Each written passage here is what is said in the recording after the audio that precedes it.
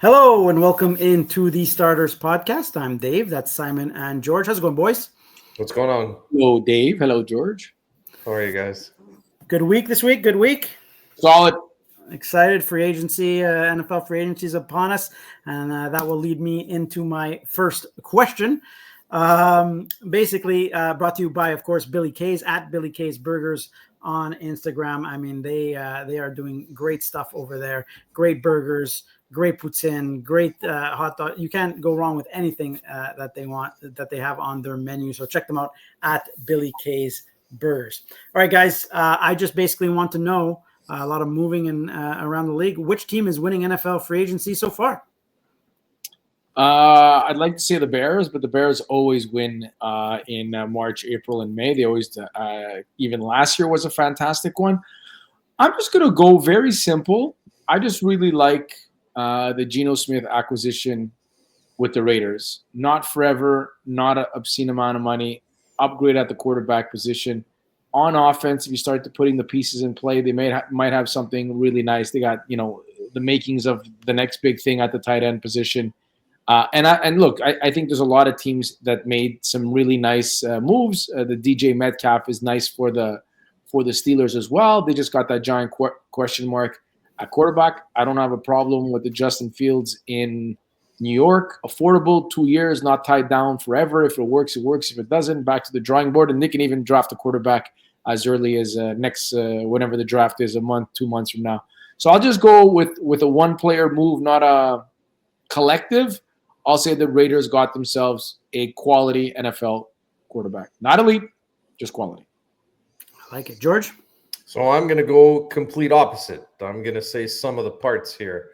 I love what the Vikings did. They signed two former Colts and center Ryan Kelly and guard Will Fries, solid players that really, they kind of go under the radar because they play center and guard. But these are two players that are going to shore up that offensive line for the Vikings. Then a couple of big signings on the D-line. I love Jonathan Allen, and it looks like they're going to get Javon Hargraves as well.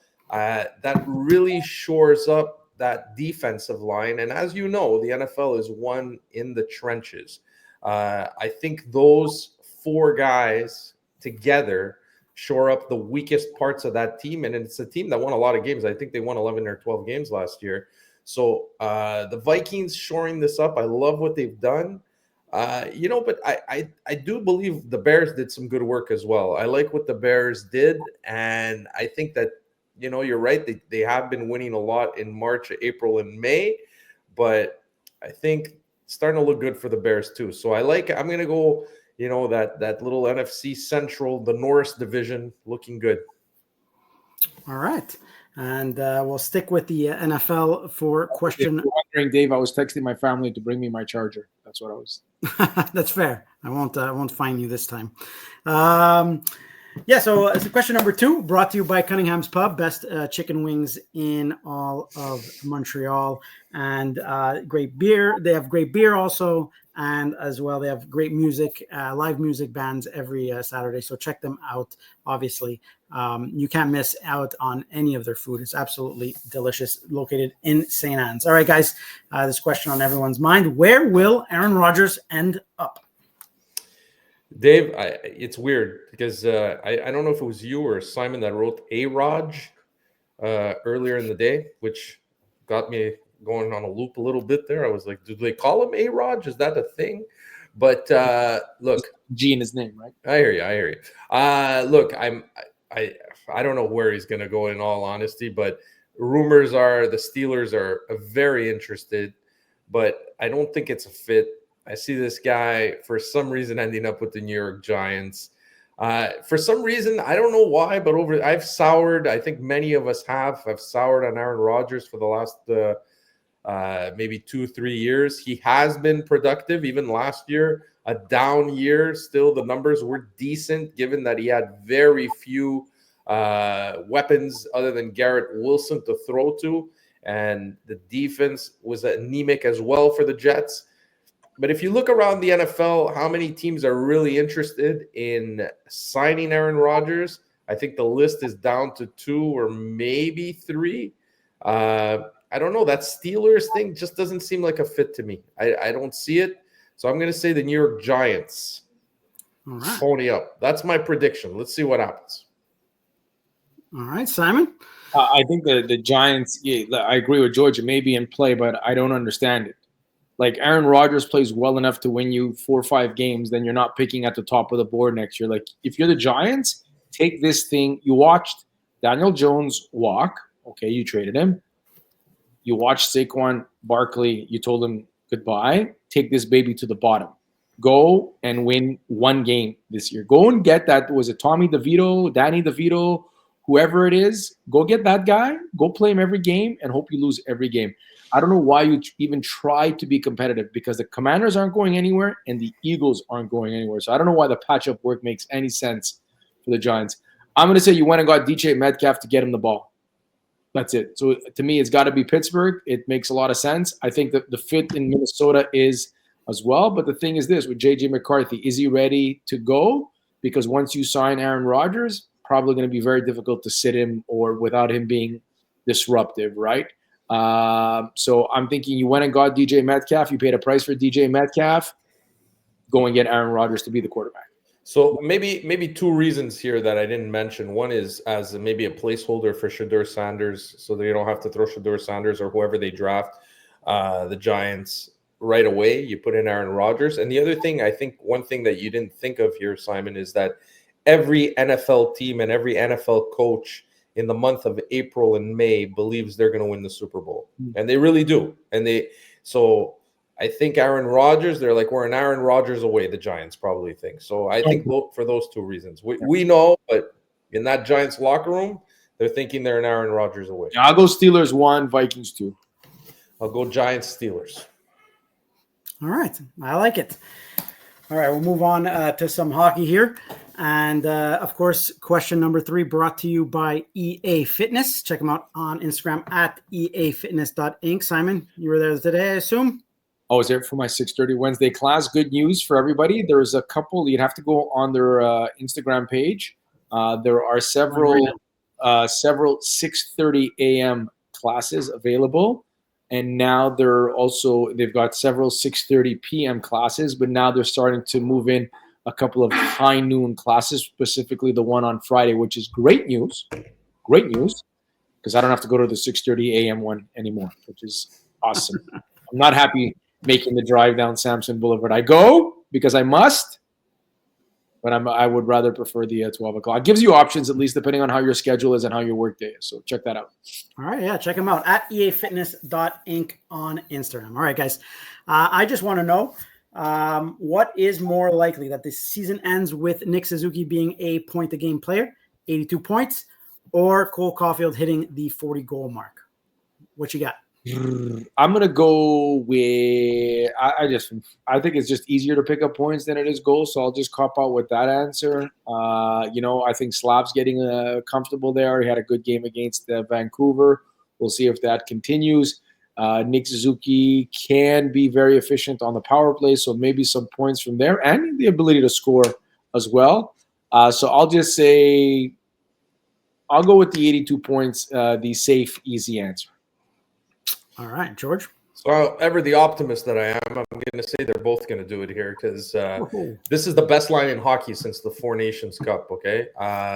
What he's doing right now, Nick Suzuki, is he's making everybody a believer that he can be a first-line center that can carry a hockey team because he has been lights out since the Four Nations Cup. That rest has done him some good. I think at this point, when you look at Nick Suzuki, there's no argument. He's going to be on that Team Canada team. And 82 points, I think, is a foregone conclusion for him.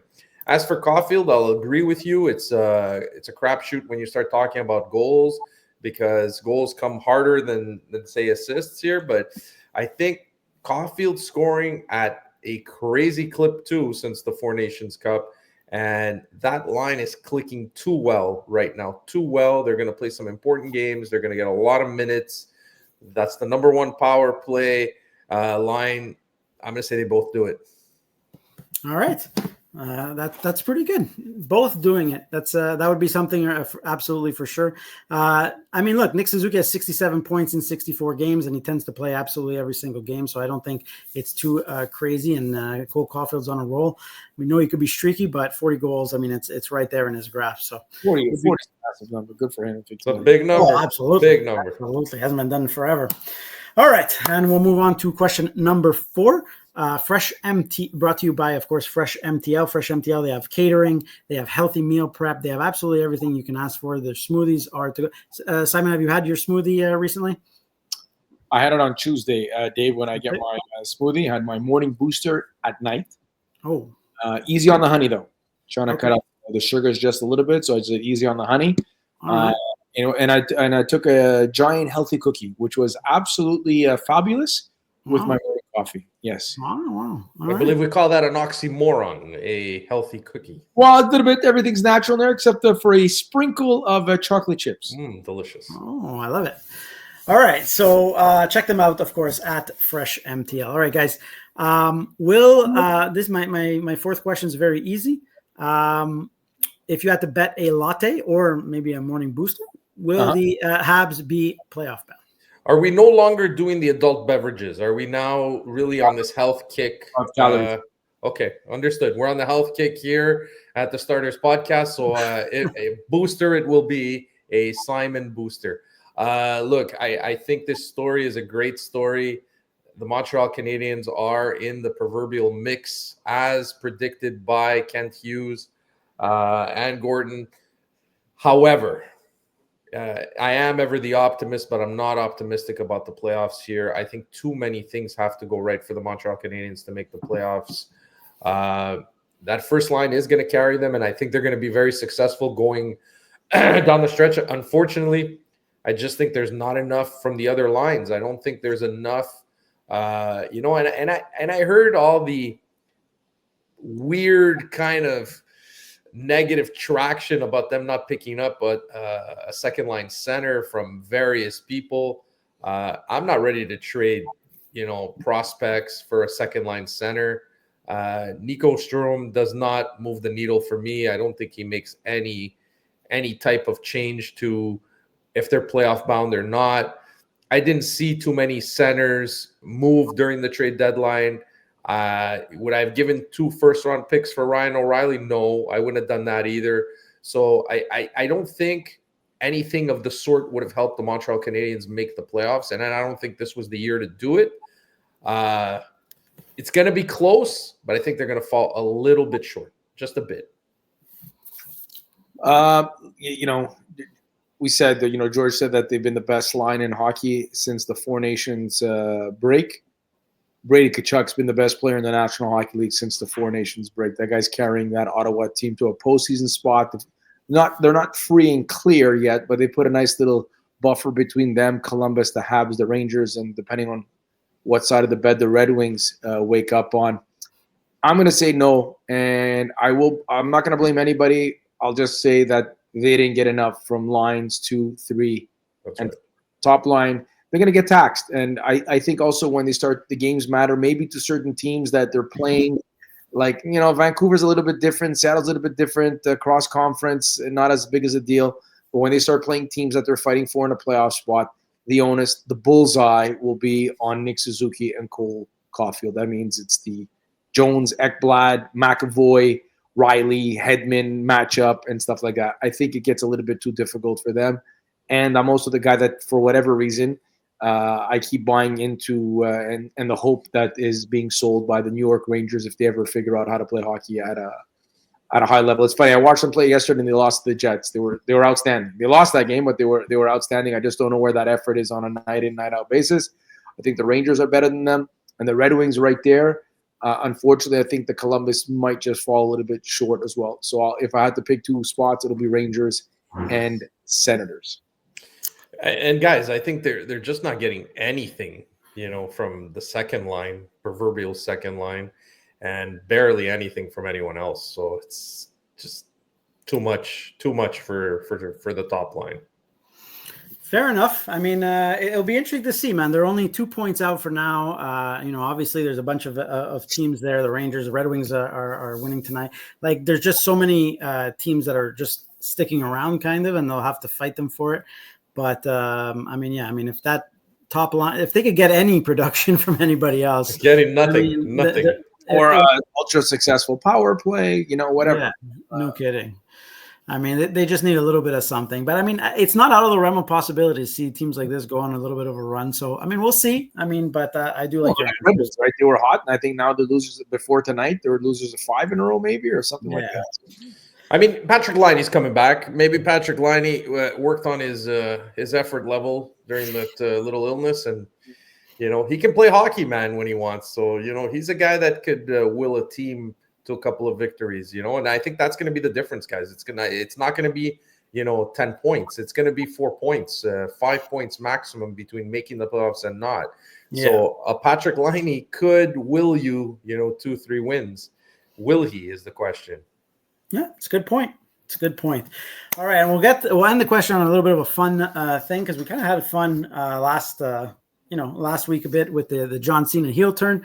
I want to know, guys, what is the best wrestling theme song of all time?